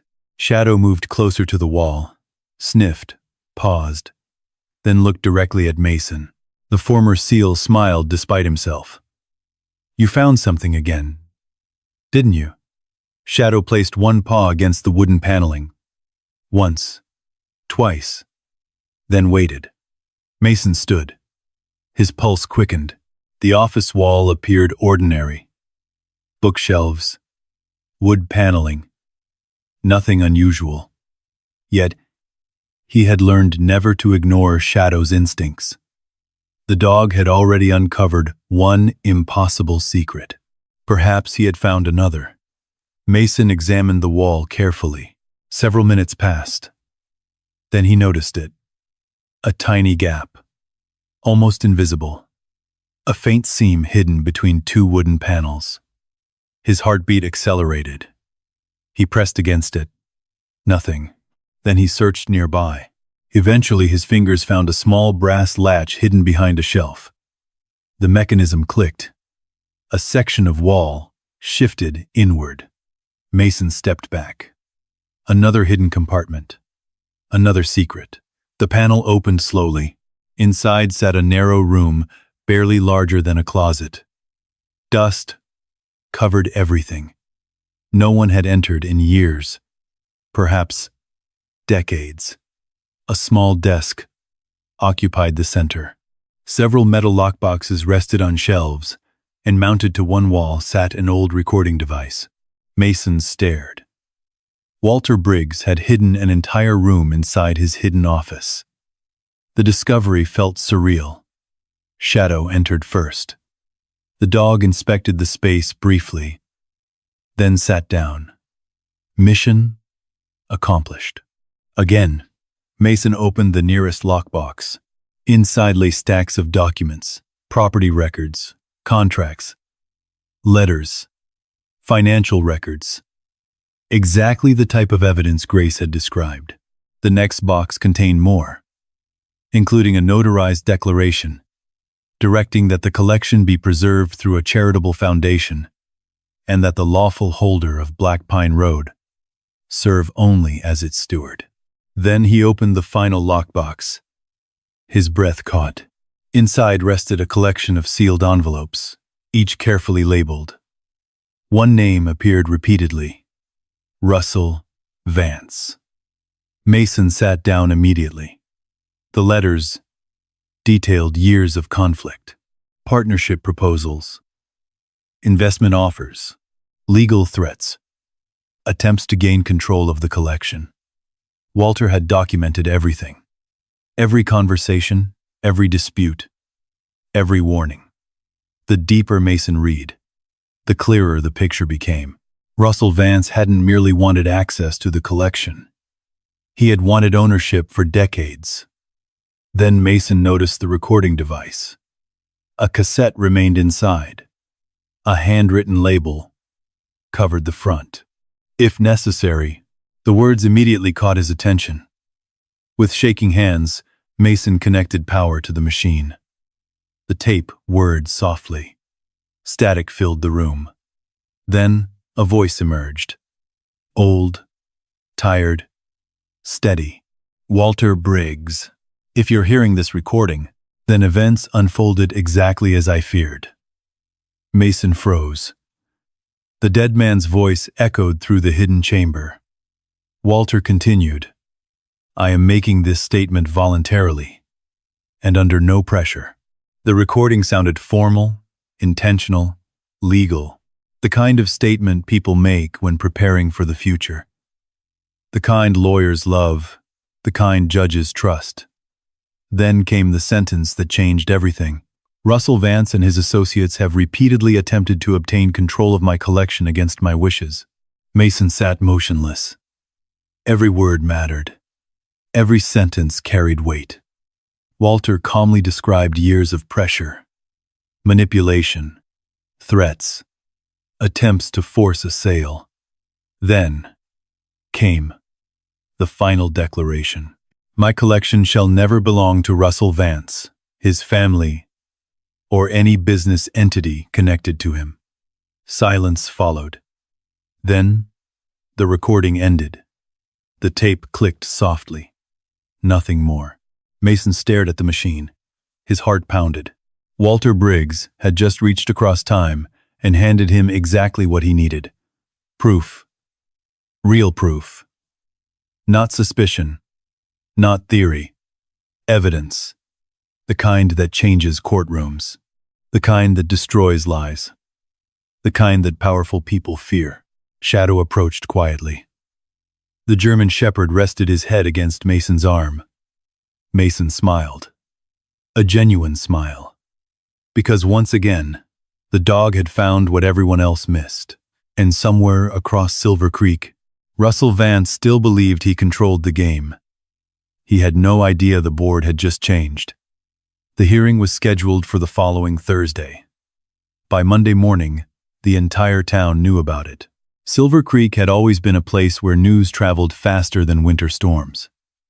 People discussed it over coffee, at Millie's Cafe, at the hardware store, at church, at the gas station, everywhere. Some believed Mason Reed was protecting something valuable. Others believed Russell Vance's version of events, that the former Navy SEAL had stumbled into property that never truly belonged to him. Rumors multiplied. Speculation grew. The town slowly divided into camps. And for the first time since buying the garage, Mason found himself standing at the center of attention. A position he hated. The attention triggered old instincts, old discomfort. Crowds, questions, whispers. His PTSD made all of it exhausting, but this time he couldn't disappear. Because disappearing would mean surrendering, and surrendering would betray Walter Briggs. It would betray Shadow. It would betray everyone who might someday benefit from the foundation. So Mason stayed and prepared. The days leading to the hearing became a blur. Grace Holloway transformed Walter's evidence into a legal weapon. Every document was copied, every letter cataloged, every recording transcribed. The attorney worked with relentless precision. Meanwhile, Deputy Cole Mercer quietly helped gather supporting witnesses. People who remembered Walter. People who remembered Russell. People who remembered conflicts stretching back decades. One evening, Grace spread dozens of files across a conference table. Snow drifted beyond the office windows. Silver Creek glowed beneath winter darkness. "We have enough." Mason looked up. "You sound confident." "I am." That answer surprised him. Grace wasn't the type to offer confidence lightly. She tapped Walter's recorded statement. "This changes everything." Then she pointed to the old letters. "And these finish the job." Mason nodded. Yet something still bothered him. Russell Vance wasn't foolish. The developer had spent decades building influence, power, connections. Men like that rarely entered battles they expected to lose. "What am I missing?" Mason asked. Grace studied him carefully. "You're expecting him to play fair." The answer landed hard because she was right. The hearing wouldn't simply be about facts. It would be about perception, influence, control, and Russell Vance had plenty of both. The hearing arrived beneath clear skies. The storm clouds that had dominated winter finally vanished. Sunlight reflected brilliantly from fresh snow. The courthouse stood at the center of town, its brick walls gleaming beneath the morning light. By the time Mason arrived, dozens of people had already gathered. More continued arriving every minute. Locals, reporters, business owners, retirees, veterans, curious residents. Everyone wanted to witness the confrontation. Fully recovered now. The stitches had been removed. The injury remained visible beneath his fur, a permanent reminder of what the collection had already cost. As Mason approached the courthouse steps, several people nodded respectfully. Something had changed. Weeks earlier, most barely noticed him. Now they knew his name, his story, his fight. Inside the hearing room filled quickly. Every seat occupied. People lined the walls. The atmosphere felt less like a legal proceeding and more like a showdown. Russell Vance sat confidently at one table. Expensive suit, perfect posture, calm smile. Several attorneys surrounded him. The image of success, the image of control. Then there was Mason. Simple jacket, weathered boots, Shadow resting quietly at his feet. The contrast couldn't have been greater. Yet strangely, Mason no longer felt intimidated because truth sat on his side of the room, and truth had weight. The proceedings began shortly after 10 o'clock. The judge listened patiently as Russell's attorney spoke first. They challenged the auction, questioned ownership, raised procedural concerns, suggested uncertainty. Nothing unexpected. Grace took notes without interruption, waiting, watching, the way a hunter waits for the right moment. Nearly an hour passed. Then finally, the judge turned toward her. Miss Holloway. Grace stood. Everything changed. She moved with calm confidence. No drama. No theatrics. Just facts. One by one, she dismantled Russell's claims. Property records. Auction documents. County filings. The foundation of their case slowly crumbled. Then she introduced Walter Briggs's letters. The room grew quieter. She introduced the financial records. The silence deepened. Then she introduced the hidden recordings. The silence became complete. Walter Briggs's voice filled the courtroom. Even decades later, the words carried power. Russell Vance and his associates have repeatedly attempted to obtain control of my collection against my wishes. Several people exchanged glances.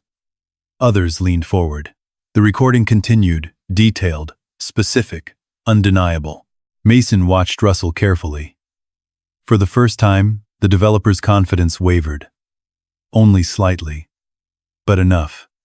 Grace wasn't finished. The letters followed, then the partnership documents, then the rejected proposals. Each piece revealed the same pattern.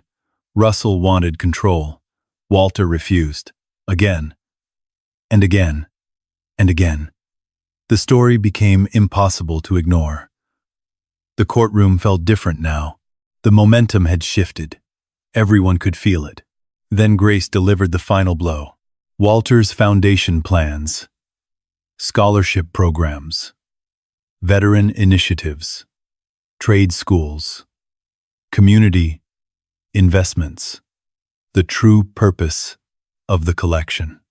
The room fell silent once more, because suddenly this wasn't about automobiles. It wasn't about wealth. It wasn't even about ownership. It was about legacy. The contrast became stark. Walter Briggs had envisioned opportunity. Russell Vance had envisioned profit. One wanted to build, the other wanted to possess. The difference mattered. And everyone in the room understood it. The judge called for a brief recess. People immediately began talking, whispering, reacting.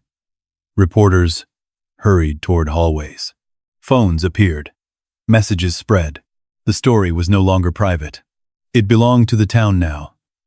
During the break, Mason stepped outside. The cold air felt refreshing. Snow sparkled across the courthouse lawn. Shadow stood beside him. The German shepherd looked toward the mountains, toward Black Pine Road, toward the hidden kingdom that had started everything. A familiar voice interrupted his thoughts. "Looks like your dog was right." Mason turned. Deputy Cole Mercer smiled. The old lawman nodded toward Shadow. He found more than a hidden room. Mason glanced at the dog. Yeah. Cole's smile widened. He found the truth. The second half of the hearing lasted less than an hour, because by then the outcome had become obvious. Russell's attorneys tried recovering ground, tried creating doubt, tried redirecting attention. Nothing worked. The evidence was too strong, too complete, too honest. When the judge finally delivered the ruling, the room became silent enough to hear people breathing. The decision came quickly. The auction remained valid. Title to the property remained with Mason Reed, subject to Walter Briggs's binding foundation instructions. The collection would be preserved under an independent charitable trust, with Mason serving as steward rather than private beneficiary. Russell Vance's claims were dismissed. Just like that. Years of manipulation collapsed. Decades of pursuit ended. The room erupted. Not chaotically, but emotionally. People smiled. Some applauded despite courtroom etiquette. Others simply looked relieved. Grace sat down slowly. Victory never changed her expression much. Yet even she couldn't hide a small smile. Across the room, Russell Vance remained motionless. The developer stared at the evidence spread across the tables. The empire he built through influence had finally encountered something stronger. Truth. Outside the courthouse, investigators opened new inquiries into the break-in, the coercive letters, and the men who had entered the garage during the storm. The consequences were only beginning. As people filed from the courthouse, Mason remained seated. For a long moment, he simply absorbed it. The fight was over. The collection was safe. Walter's vision survived. Shadow nudged his hand gently. Mason smiled. Not because he had defeated Russell Vance, but because something far more important had happened. For the first time in years, he no longer felt forgotten. And neither would Walter Briggs. Spring arrived slowly in the Colorado mountains. The snow that had buried Silver Creek for months began retreating into the high country. Streams swelled with melting ice. Wildflowers pushed through damp earth. The valley transformed from white to green. Life returned. And with it came change. A year passed faster than Mason Reed could have imagined. The abandoned garage on Black Pine Road no longer looked abandoned. The weathered building had been restored carefully, not modernized, not transformed into something unrecognizable, preserved, its history honored, its purpose renewed. The faded sign had been replaced with a new one. Briggs, Heritage Motor Center. The words stood proudly above the entrance, a name that belonged to both the past and the future. Every week, visitors arrived from across the country. Car enthusiasts, veterans, families, students, historians, people curious about the remarkable collection hidden beneath the mountains. What began as a forgotten garage had become a destination. More importantly, it had become exactly what Walter Briggs envisioned. The foundation officially launched 6 months after the court ruling. A small number of duplicate vehicles were sold through transparent auctions, while the rarest cars remained preserved in the museum. The proceeds funded trade education scholarships. Veterans received career training. Apprentices learned restoration skills. Small grants helped struggling families and local businesses. The collection generated opportunity, purpose, hope. Everything Walter had hoped for. And somehow, Mason found himself at the center of it all. Not as an owner or a celebrity, but as a caretaker, a steward entrusted with protecting a vision larger than himself. Most mornings began the same way. Coffee on the front porch, mountain air, sunrise over the valley, Shadow resting beside him. Peace, real peace. Something Mason once believed impossible. The nightmares still came occasionally. PTSD didn't vanish, simply because life improved. But the darkness no longer controlled him. Purpose had changed that. Community had changed that. People had changed that. For the first time since leaving the military, he belonged somewhere again. One morning, he walked through the restoration workshop. The building buzzed with activity. Veterans rebuilt engines. Students learned fabrication skills. Retired mechanics shared knowledge accumulated over decades. The sound of tools echoed through the garage, not unlike the sound Walter Briggs once heard. The difference was that now the building was full of life. Mason paused beside a young veteran rebuilding a transmission. The man's hands were stained with grease, his concentration absolute. The scene reminded Mason of himself a year earlier. Lost, searching, trying to find direction. Now dozens of people were finding exactly that because someone had chosen purpose over profit. Because Walter Briggs had refused to give up. Because Shadow refused to stop searching. The German Shepherd had become something of a local legend. Visitors asked about him constantly. Children wanted photographs. Veterans wanted stories. Tourists bought postcards featuring the famous canine. Shadow tolerated the attention with patient dignity. Most of the time, the dog still preferred long walks through the forest. Still preferred quiet mornings. Still preferred Mason. Some things never changed. Late one afternoon, Grace Holloway arrived, carrying a folder. The attorney had become a regular part of the foundation. Friendship had slowly replaced professional obligation. She joined Mason outside beneath the shade of a large pine tree. "You realize we're ahead of schedule." Mason laughed. "That's because you keep making impossible things happen." Grace smiled. "I learned from the best." She glanced toward Shadow. The dog lay nearby watching visitors enter the museum. "Actually," she added, "I learned from the second best." Mason followed her gaze. The smile that appeared came easily now, much more easily than before. Inside the folder were final plans for the dedication ceremony. The event would officially mark 1 year since the opening of the Briggs Heritage Motor Center. Town leaders planned to attend. State officials planned to attend. Veterans groups planned to attend. Even national automotive organizations planned to attend. The center had become far more successful than anyone imagined. The ceremony would include one final surprise: a monument. Mason had quietly approved the design months earlier. Very few people knew what it would reveal. The dedication day arrived beneath clear blue skies. Not a single cloud crossed the mountains. Silver Creek had never looked more beautiful. Hundreds of people gathered on the museum grounds. Families spread blankets across the grass. Children chased each other between exhibits. Classic automobiles gleamed beneath the sunlight. The atmosphere felt like a celebration, because it was a celebration of second chances. The mayor delivered a speech. Grace delivered a speech. Several veterans shared their stories. Many spoke about how the center had changed their lives. One man described finding employment after years of struggling. Another described rebuilding confidence through restoration work. A young student spoke about receiving a scholarship. The audience listened carefully, because these stories mattered.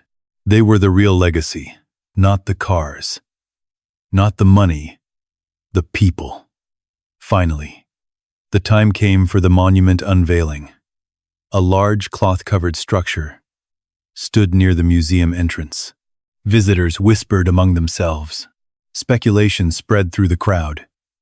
Most assumed it honored Walter Briggs. Others believed it would honor Mason. Both guesses made sense. Walter created the vision. Mason protected it. As the crowd gathered, the mayor stepped toward the microphone. "This monument represents the reason we're all standing here today." The audience applauded. The cloth remained in place. The mayor smiled. Many heroes played a role in this story. He paused. But one hero discovered what nobody else could. Mason felt emotion building in his chest, because he already knew what stood beneath the cloth. The mayor continued. One hero protected this legacy. When it was threatened, the crowd grew quiet. Then the cloth was pulled away. Gasps immediately spread through the audience, not because they were disappointed, but because they were surprised. Standing beneath the afternoon sunlight was a bronze German shepherd, life-sized, proud, alert, faithfully recreated in remarkable detail. Shadow. The real Shadow sat beside Mason, watching the reaction, completely unaware that hundreds of people were applauding a statue created in his honor.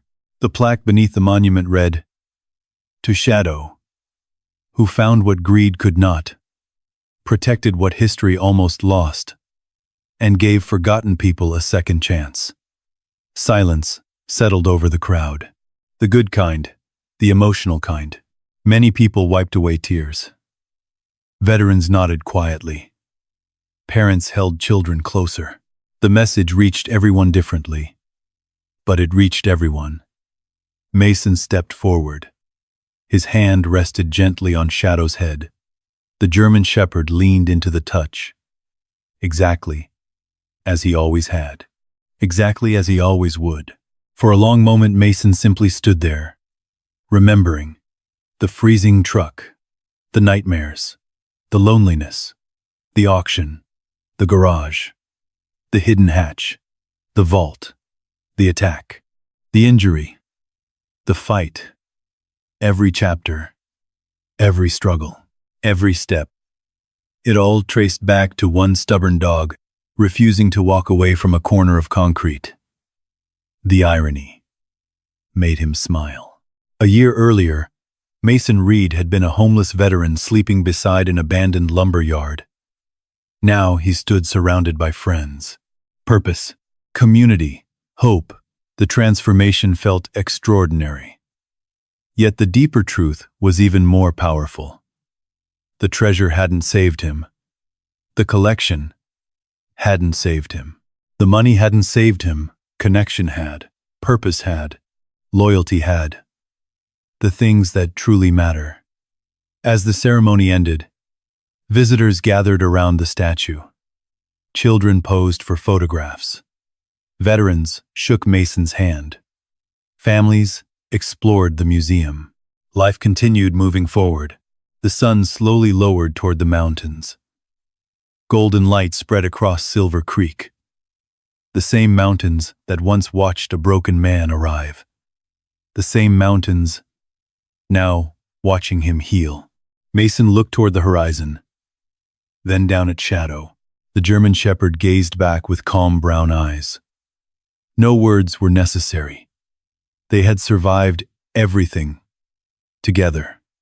And now they stood at the center of a legacy that would outlive them both. Because in the end, the true hero of the story was never the man who found the treasure. It was the dog who refused to stop searching. If you believe loyalty, courage, and doing the right thing still matter, type yes in the comments below and tell us where you're watching from. We love seeing this community come together from all across America and beyond. If stories about justice, perseverance, and ordinary people standing their ground mean something to you, subscribe and join us for the next story.